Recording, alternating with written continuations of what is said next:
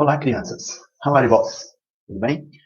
Atendendo ao pedido de alguns alunos da escola onde eu leciono, no período da manhã, a gente vai criar algumas aulas curtas sobre redação para o Enem, com o objetivo não de falar da redação em si como estrutura, que seria mais a carga dos professores de língua portuguesa, mas sim para falarmos de argumentação.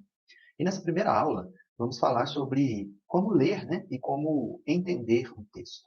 Ler é uma atitude muito tranquila para todas as pessoas, né? Você pega um pedaço de texto e lê. Mas não é tão simples assim. Tem pessoas que leem tropeçando nas palavras, tem pessoas que leem muito rápido, tem pessoas que leem e, ao final da leitura, não entendem o que leram. Então, é preciso ter uma atenção especial com a leitura. Além disso, ler não é entender. Entender é diferente de ler, né?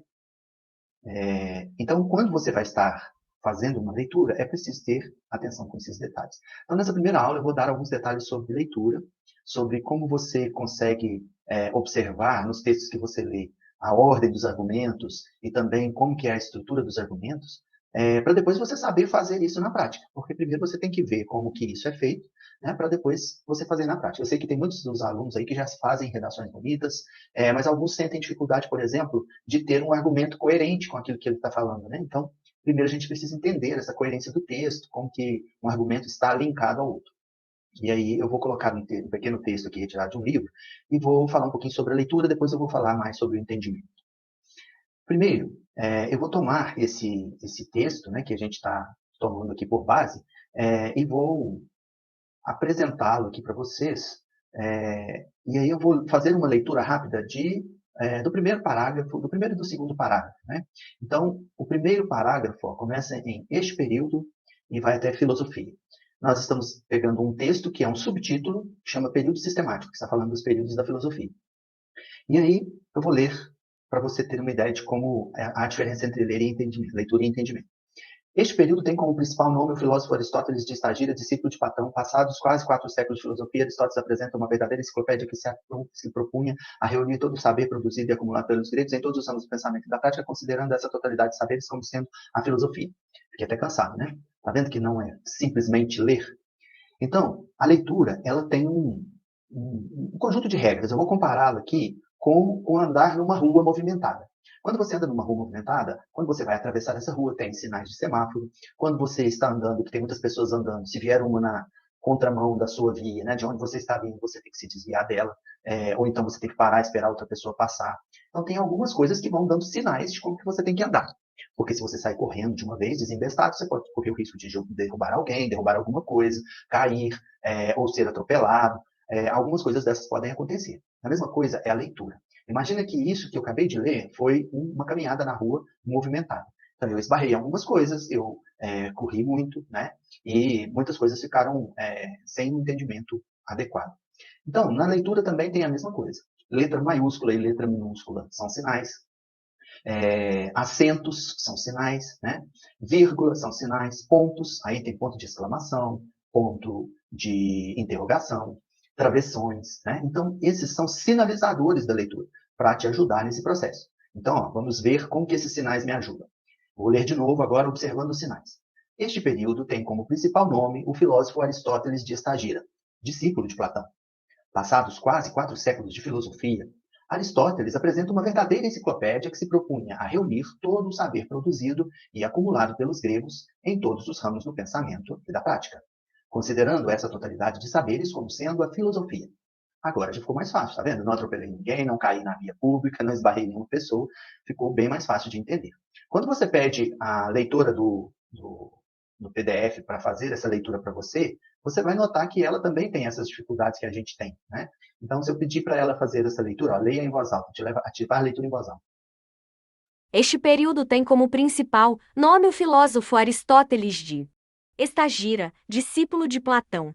Passados quase 4 séculos de filosofia, Aristóteles apresenta uma verdadeira enciclopédia que se propõe a reunir todo o saber produzido e acumulado pelos gregos em todos os ramos do pensamento e da prática. Você percebe que quando a leitora do PDF lê para a gente, ela também tem algumas dificuldades de leitura.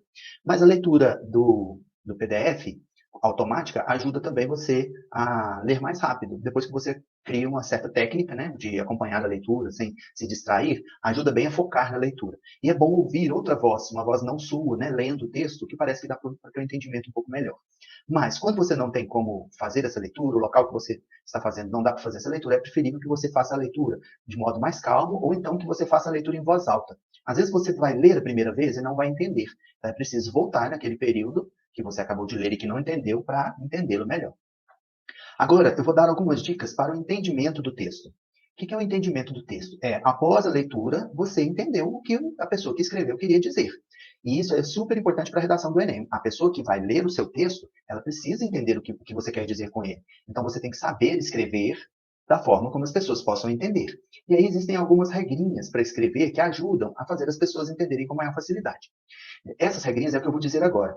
Existe um outro autor que diz que escrever é como catar feijão. Então, você vai catar feijão, você vai pegar os feijões que são limpos, colocar sobre uma mesa, e você vai ir separando aquele que está meio estragadinho, aquele que está quebrado, aquele que tem aquela pedrinha que tem no meio, aquele cisquinho que tem no meio, se tiver algum bichinho, tira aquele bichinho. Às vezes tem um com furinho do bichinho, né? Você vai tirar. Não é assim que você faz para catar feijão, e vai separando os bons e tirando os ruins.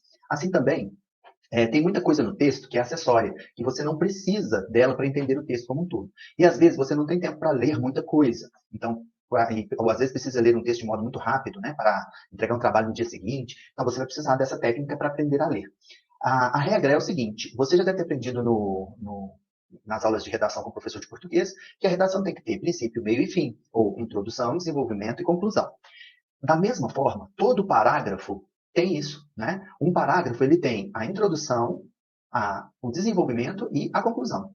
Então, por exemplo, nessa primeira frase que eu li desse texto, né? Vamos pegar o período helenístico aqui, um outro parágrafo. Trata-se do último período da filosofia antiga, quando a polis grega desaparece como centro político e deixa de ser a referência principal dos filósofos, uma vez que a Grécia se encontra sob o poderio de outros impérios, particularmente o macedônio e o romano. Nesse período que eu li, já falou o que vai ter nesse período todo. Vamos tratar do último período da filosofia antiga. Aqui já deu a introdução. Essa outra parte que ele leu aqui, já é contextualização histórica. Então, ele está só falando onde que esse período acontece, mas está falando da contextualização. Então, nós vamos tratar aqui nesse texto inteiro sobre o período helenístico, que é o último período da filosofia antiga, e em qual contexto que ele está. Esse parágrafo é a introdução do resto do texto. Mas nessa primeira frase, nós temos a introdução do parágrafo. Aqui é o desenvolvimento. Dessa primeira parte aqui para frente, nós vamos ter o desenvolvimento. E depois, aqui nós vamos ter uma pequena conclusão. Como em grego, mundo se diz cosmos. Esse período é chamado o da filosofia cosmopolita. Então, falou que é o último período da filosofia, deu o contexto histórico e concluiu que ele é chamado de período cosmopolita. Dentro dessa organização de um parágrafo, você também você já está tão acostumado a escrever que você já escreve fazendo isso. Porque na hora que você vai contar uma coisa, você já tem necessidade de introduzir. Se você tiver dificuldade de se expressar para contar uma coisa para as pessoas e elas não entendem o que você está falando, então talvez você tenha dificuldade nisso aqui. O que faz a gente ficar craque nisso aqui? Ler mais. Quanto mais eu leio e entendo alguma coisa, mais eu vou fixando essa forma de escrever, de introduzir um assunto, desenvolvê-lo e concluí-lo. Introduzir, desenvolver e concluir. Então, quando você aprende isso, você vai entender que esse primeiro parágrafo é a introdução, esses outros três aqui, pequenos, são desenvolvimento, aliás, dois são desenvolvimento e o último vai concluir. E que em todo parágrafo você tem introdução, desenvolvimento e conclusão. Então, cada parágrafo deve ter isso. E se você tem dificuldade para escrever períodos longos, é preferível você partir em períodos menores. Por exemplo, esse período aqui foi separado por vírgula, né? E aí você chegou até aqui, no mundo, até romano com um único período, né? Parou aqui em romano. Então, se você tem dificuldade, transforma essa frase em um único período e começa outro período aqui para você não confundir o leitor. Porque, às vezes, quando você não consegue fazer essas marcações direitinho aqui, a pessoa não consegue entender o que você quer dizer. Então, você faz a sua introdução do parágrafo, desenvolve, coloca aí mais um ou dois períodos e faz uma conclusão do parágrafo. Que aí você vai ter parágrafos coesos, concisos e com uma informação importante. E para o leitor vai ficar fácil de entender aquilo que você quer passar. Tá bom? Essa é uma pequena introdução do que nós vamos ver. Depois nós vamos começar a linkar esses argumentos uns com os outros, para ver como que um argumento depende do outro, como que um parágrafo depende do outro, e como dizer uma coisa no começo e desdizê-la no final não pode acontecer numa redação. Tá bom? Um abraço e até a nossa próxima aula.